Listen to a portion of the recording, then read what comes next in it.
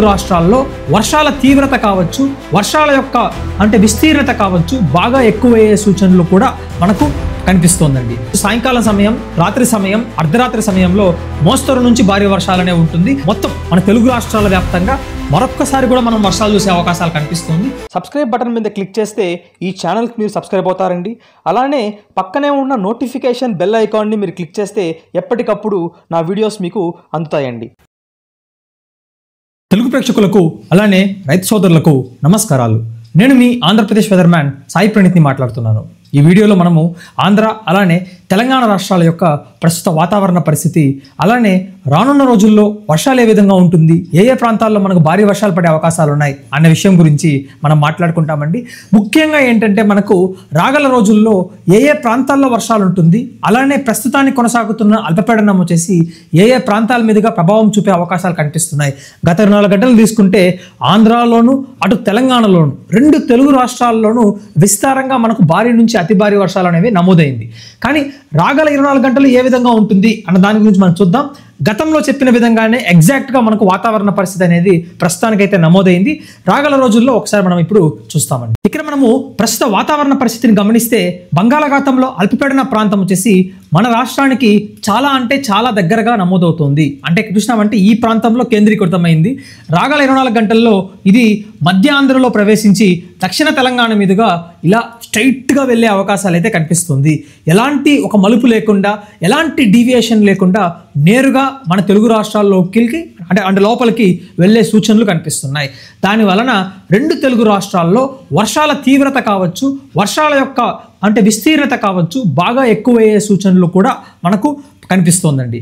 ఇక్కడ తీసుకుంటే మనకు వర్షాలు అనేవి ఇప్పుడు ప్రస్తుతానికి కోస్తాంధ్ర జిల్లాల మీదుగా నమోదవుతోంది. ఈ ప్రాంతం తీసుకుంటే వైజాగ్ నుంచి మచిలీపట్నం మధ్యలో ఉన్న ప్రాంతం, అంటే మధ్య కోస్తాంధ్ర జిల్లాలు, కొంచెం ఉత్తర కోస్తాంధ్ర జిల్లాల్లో మనకు వర్షాలు అనేవి బాగా గట్టిగా నమోదవుతోంది. కొన్ని ప్రాంతాల్లో భారీ వర్షాలు కూడా, ముఖ్యంగా తుని లేదా అన్నవరం లేదా కాకినాడ వైపుగా కొన్ని భారీ వర్షాలు కూడా నమోదవుతోంది. సో రాగల 24 గంటల్లో ఈ భారీ వర్షాలే కాకుండా సముద్రంలో ఉన్న ఈ యొక్క తేమగాలులు కూడా మెల్లగా భూభాగంలో ప్రవేశిస్తుంది. దాని వలన వర్షాల యొక్క తీవ్రత కానీ, వర్షాల యొక్క జోరు కానీ ఆంధ్ర రాష్ట్రం మీదుగా అలానే తెలంగాణ రాష్ట్రం మీదుగా కూడా మనకు బాగా ఉండే అవకాశాలు కనిపిస్తుంది. నిన్న మనం తెలంగాణలో తీసుకుంటే మెదక్లో కావచ్చు, కరీంనగర్లో కావచ్చు, లేకపోతే మనకు వరంగల్లో కావచ్చు, ములుగులో కావచ్చు విస్తారంగా భారీ నుంచి అతి భారీ వర్షాలు అనేవి చూసినాం. ఈ రోజు కూడా ఏమంటే తెలంగాణ రాష్ట్రంలో విస్తారంగా భారీ నుంచి అతి భారీ వర్షాలు ఉంటుంది. దాని గురించి ఇప్పుడు మనము మాట్లాడుకుంటామండి. రాగల 24 గంటలు తీసుకుంటే తెలంగాణ రాష్ట్రంలోని ఉత్తర భాగాలు కావచ్చు, పశ్చిమ భాగాలు కావచ్చు విస్తారంగా భారీ వర్షాలు ఉంటుంది. కొన్ని ప్రాంతాల్లో అతి భారీ వర్షాలు కూడా ఉండే అవకాశాలు కనిపిస్తుంది.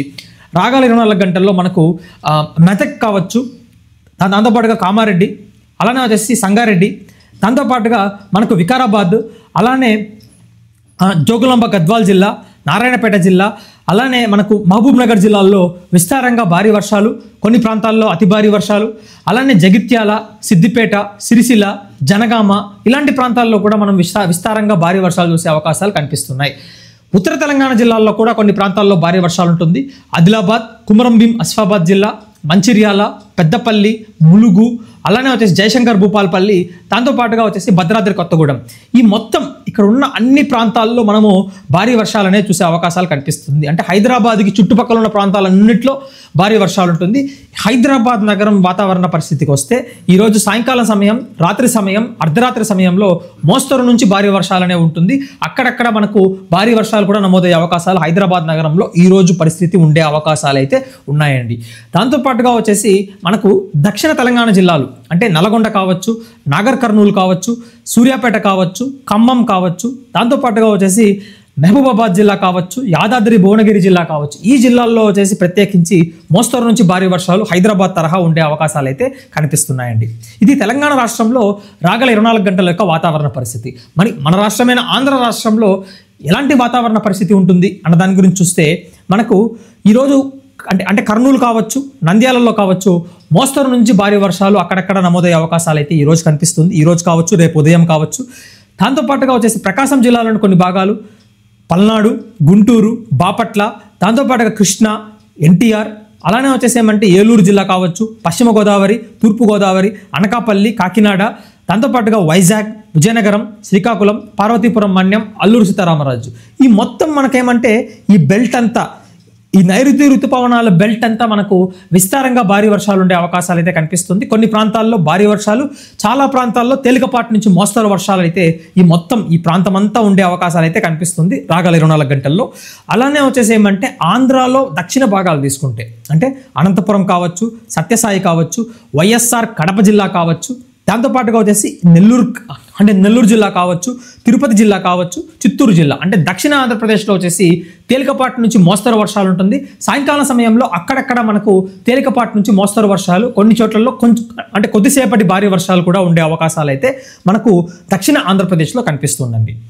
మరోవైపున రాగల ఈ యొక్క వారాంతం అంతా తీసుకుంటే ఎలాగో మనం వారాంతానికి వచ్చేసినాం అంటే సాటర్డే, సండే కూడా మనకు అంటే సండే వరకు మన వాతావరణ పరిస్థితి తీసుకుంటే మండే ఉదయం సమయం వరకు అంటే ఈ రోజు ఉదయం నుంచి మండే ఉదయం సమయం వరకు వాతావరణ పరిస్థితిని ఒక్కసారి గమనిస్తే మనకు ఆంధ్ర, తెలంగాణ రాష్ట్రాల్లో విస్తారంగా వర్షాలు అనేవి కొనసాగుతుంది. రేపు కూడా అంటే శనివారం రోజు కూడా మనకు వర్షాలు అనేవి ఆంధ్ర, తెలంగాణ రాష్ట్రంలో ఉంటుంది. ముఖ్యంగా రేపు మనం వర్షాలు తీసుకుంటే పూర్తి స్థాయిలో ఉత్తర వాయువ్య తెలంగాణ జిల్లాల్లో వర్షాలు ఉంటుంది. హైదరాబాద్ నగరంలో కూడా రేపు మనం వర్షాలు చూస్తాం. తెలంగాణ రాష్ట్రం వ్యాప్తంగా మనం వర్షాలు చూస్తాము. మధ్య కోస్తాంధ్ర జిల్లాల వ్యాప్తంగా రేపు మనం వర్షాలు చూసే అవకాశాలు ఉంటున్నాయి. విశాఖపట్నం, విజయనగరం, శ్రీకాకుళం అంటే ఈస్టర్లీ బ్యాండ్స్ వల్ల ఇక్కడ మనకు సీ నుంచి లోపలికి వెళ్ళే బ్యాండ్స్ వల్ల డెఫినెట్గా మనకు వైజాగ్ సైడ్ కావచ్చు, ఉత్తరాంధ్ర జిల్లాల్లో కూడా వర్షాలు ఉండే అవకాశాలు కనిపిస్తుంది. తిరుపతి జిల్లాలో కూడా వర్షాలు ఉంటుంది. దక్షిణ కోస్తాంధ్ర జిల్లాలు, రాయలసీమ జిల్లాల్లో కూడా సాయంకాలం లేదా రాత్రి సమయాలలో అక్కడక్కడ మనకు కొద్దిసేపటి భారీ వర్షాలు పడే అవకాశాలు కనిపిస్తున్నాయండి. మరోవైపున మనము ఓవరాల్గా తీసుకుంటే ఈ నెల చివరి వరకు తీసుకున్నా కానీ తెలంగాణ రాష్ట్రము, ఆంధ్ర రాష్ట్రము అలానే వచ్చేసి మనకు మొత్తం మన తెలుగు రాష్ట్రాల వ్యాప్తంగా మరొక్కసారి కూడా మనం వర్షాలు చూసే అవకాశాలు కనిపిస్తుంది. వచ్చే వారంలో కూడా కొన్ని వర్షాలు పడే అవకాశాలు మన 2 తెలుగు రాష్ట్రాల్లో కనిపిస్తుంది. కాబట్టి ఎవరు నిరాశ చెందాల్సిన అవసరం లేదు. అలానే రానున్న రోజుల్లో కూడా మనకు వర్షాలు కొనసాగే అవకాశాలు అయితే బాగా కనిపిస్తున్నాయి. ఎందుకునంటే సెప్టెంబర్ నెల 1 మనం తీసుకుంటే బాగా మనకు ఎక్సెసివ్గా ఉండే అవకాశాలు తెలంగాణ రాష్ట్రంలో అయితే కనిపిస్తుంది.